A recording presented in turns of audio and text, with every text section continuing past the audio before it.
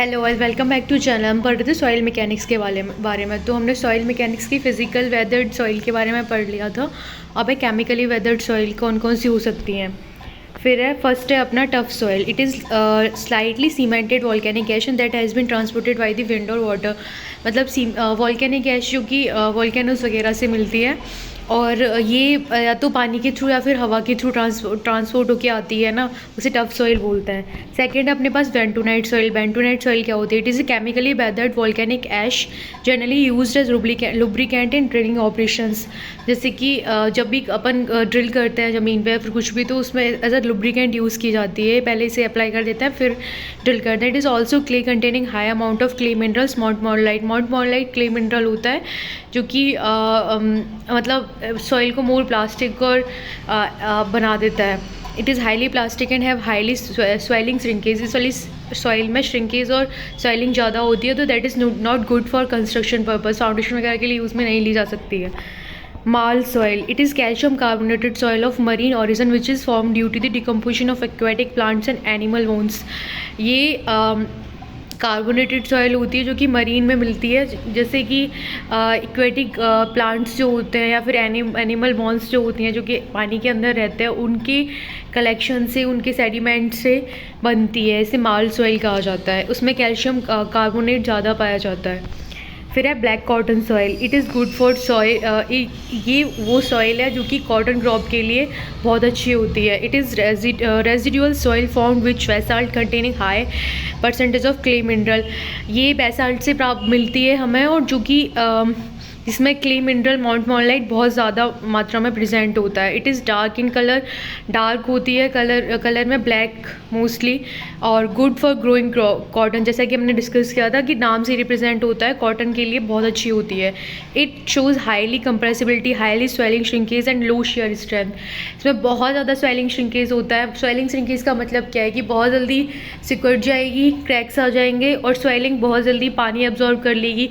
Compressibility बहुत ज़्यादा होती है, आप इतना भी प्रेस कर सकते हो। तो इसलिए अगर इस पर कुछ भी स्ट्रक्चर तैयार करना है तो उसके लिए बहुत डीप फाउंडेशन अप्लाई करना पड़ता है। इस पर कंस्ट्रक्शन करना उतना इजी नहीं होता है। फिर है laterite soil. It is a type of soil form due to the leaching, washing out of siliceous compound and accumulation of Al+3 and Fe+2 oxides जो होते हैं उनके। जैसे कि लीचिंग आउट, अपन इरिगेशन में पढ़ते हैं ना कि लीचिंग कर देते हैं सॉइल की। फिर उसके बाद में जो हमें सॉइल मिलती है ना, उसमें केमिकल्स प्रेजेंट होते हैं, सिलिशियस कंपाउंड होते हैं या फिर एल्यूमिनियम और फेरस होते हैं। तो वो वाली सॉइल को लैटेराइट बोलते हैं। It is generally found in हिली हैविंग ह्यूमिड क्लाइमेट।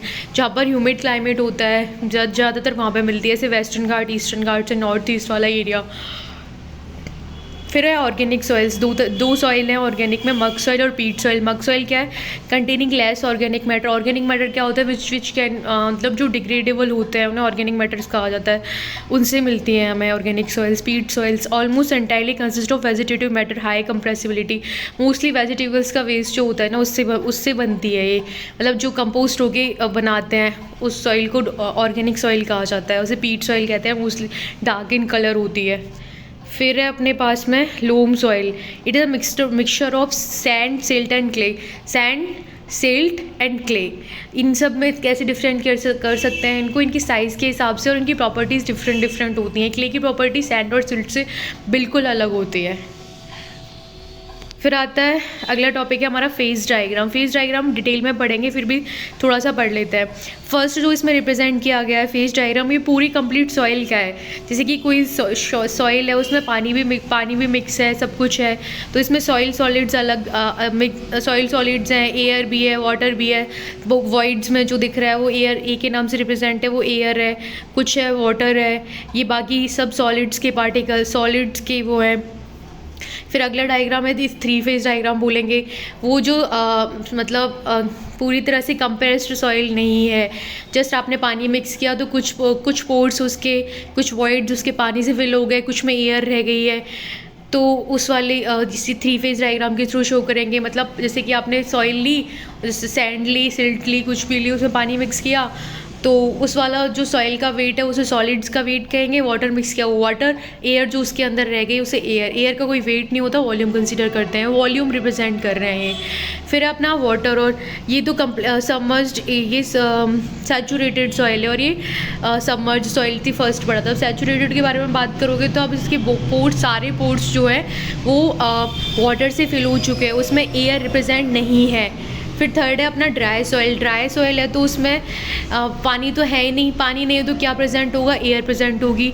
तो ये लास्ट वाले 2 फेज़ हैं, फर्स्ट वाला 3 फेज़ डायग्राम है, और जो नंबर 1 वाला डायग्राम है दैट शोज़ दी अगर तुम सॉइल सीधे ले रहे हो उसमें क्या क्या है, अगर पर्टिकुलर नहीं बता रहे हो चीज़ें। फिर इसको कैसे रिप्रेजेंट करते हैं, सॉइल में contain solids gas in mixed form, separate representation of these phase called as phase diagram. इनको अलग अलग रिप्रेजेंट करना ही फेज डायग्राम कहलाता है। That's all about that phase diagram के बारे में, और आगे हम पढ़ने वाले हैं प्रॉपर्टीज़ ऑफ सॉइल, तो हम कल वो शुरू करेंगे। Thanks for watching guys.